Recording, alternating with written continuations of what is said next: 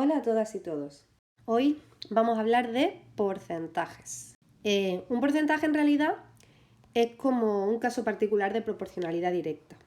Lo que pasa es que las magnitudes van a ser siempre como un todo, un total, y una parte de ese total que es la que se correspondería con el porcentaje.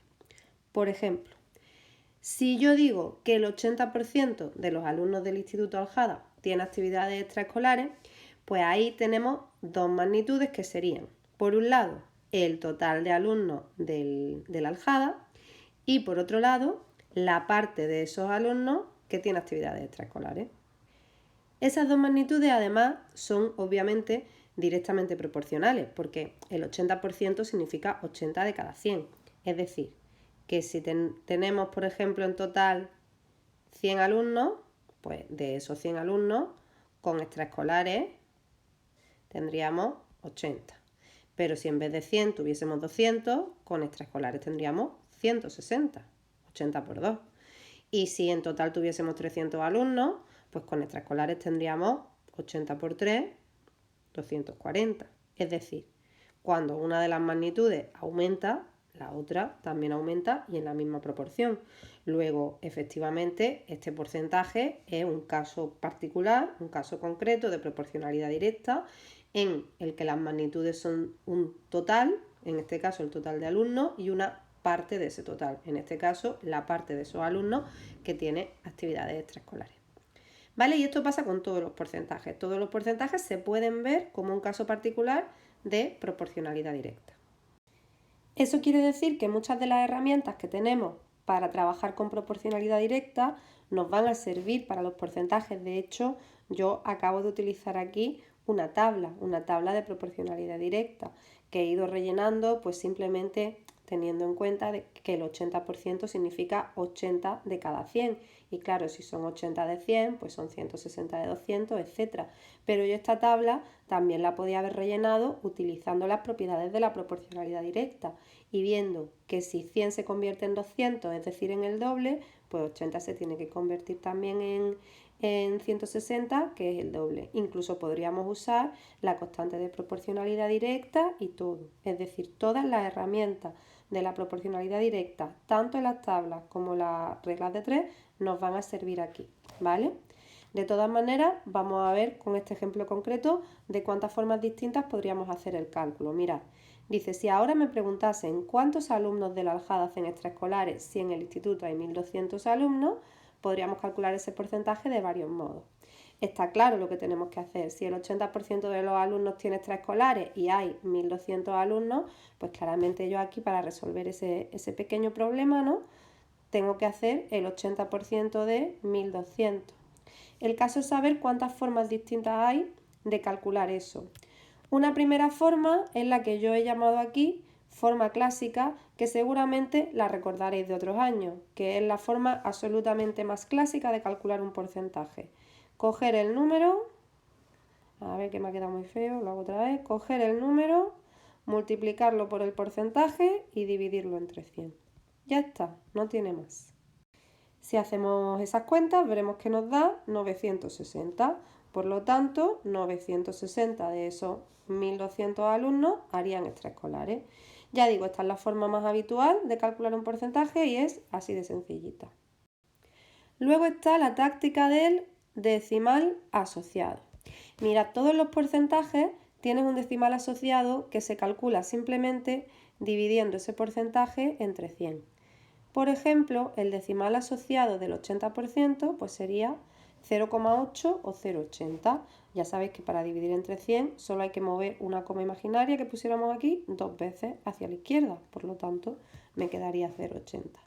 Y una forma de calcular un porcentaje, una forma de calcular el 80% de 1.200 o cualquier otro porcentaje que queramos calcular, es directamente multiplicar el número por su número decimal asociado.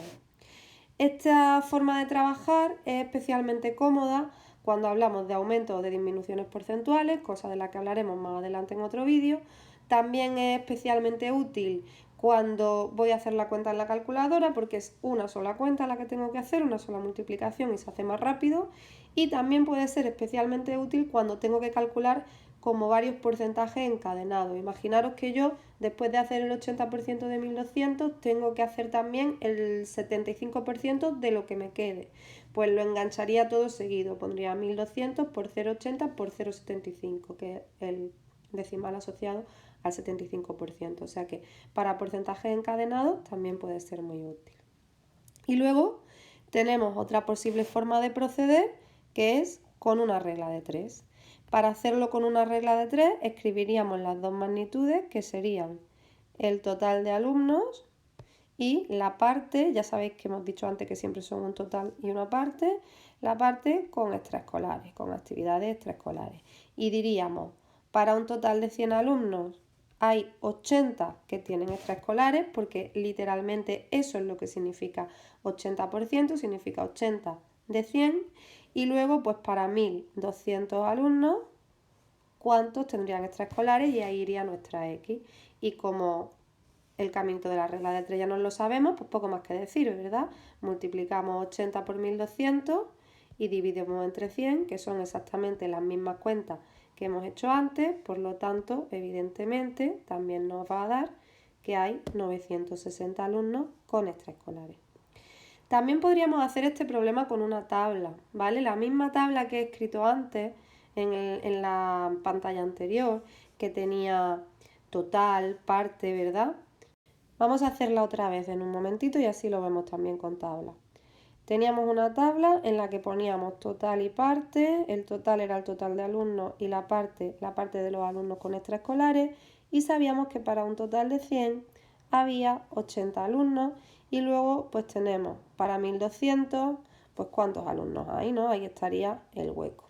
Y para rellenar esta tabla pues podemos hacer varias cosas. Una de ellas, por ejemplo, es darnos cuenta que para pasar de aquí a aquí hemos multiplicado por 12 y por lo tanto para pasar de aquí a aquí también habría que multiplicar por 12. Y si hacéis 80 por 12, pues veréis que también os da 960. Otra cosa que podríamos hacer es calcular la constante de proporcionalidad directa de esa tabla, que si os fijáis es dividir 80 entre 100 y que curiosamente coincide justamente con la forma decimal del porcentaje. No sé si se entiende bien lo que pone aquí. Pone constante de proporcionalidad directa. Lo voy a escribir más clarito. Ya sabéis que esas constantes de proporcionalidad, tanto la directa como la inversa, pues también son muy útiles a la hora de llenar huecos en tabla, y en este caso pues también nos podría haber servido. En resumen, para calcular un porcentaje tenemos varias formas. La primera, la forma clásica, que básicamente consiste en multiplicar el número por el porcentaje y luego dividirlo entre 100. Multiplicar por el decimal asociado, que para calcular ese decimal asociado tenemos que dividir el porcentaje entre 100 primero.